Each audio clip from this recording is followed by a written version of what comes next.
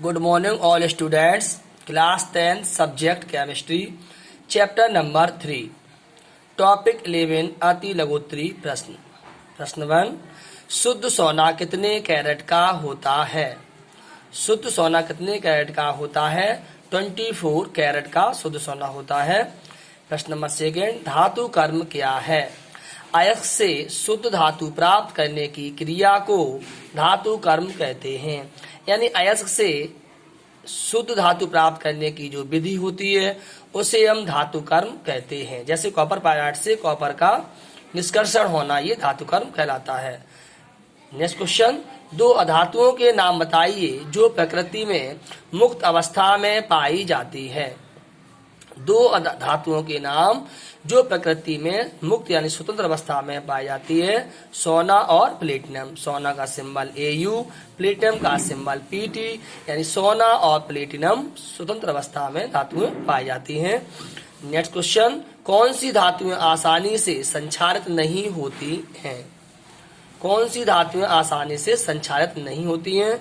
सोना, चांदी और कॉपर। सोना Au, चांदी Ag और कॉपर Cu, क्योंकि सोना, चांदी और कॉपर विद्युत रासायनिक श्रेणी में सबसे नीचे हैं। ये तीनों धातुएं बहुत ही कम सक्रिय होती हैं, इसलिए ये आसानी से संक्षारित नहीं होती हैं। एल्युमिनियम का प्रमुख अयस्क का सूत्र लिखो। एल्युमिनियम का प्रमुख अयस्क होता है आपका बॉक्साइट, इसका सूत्र Al2O3 × 2S2O होता है। एक द्रव धातु तथा एक अधातु का नाम लिखिए। एक द्रव धातु पारा Sg, केवल ये पारा ही एक ऐसी धातु है जो द्रव अवस्था में पाया जाता है। और द्रव अधातु ब्रोमीन, सिंबल Br। किसी एक धातु मल का सूत्र लिखो। धातु मल का एग्जाम्पल है आपका calcium silicate CaSiO3। Calcium silicate CaSiO3। Next question, copper pyrite का सूत्र लिखो। कॉपर पायराइट कॉपर का सबसे प्रमुख अयस्क होता है, इसका सूत्र होता है CuFeS2 कॉपर पायराइट का। नेक्स्ट क्वेश्चन, फफोलेदार तांबे में कॉपर की प्रतिशत मात्रा कितनी होती है? फफोलेदार तांबे में कॉपर की प्रतिशत मात्रा 98% होती है।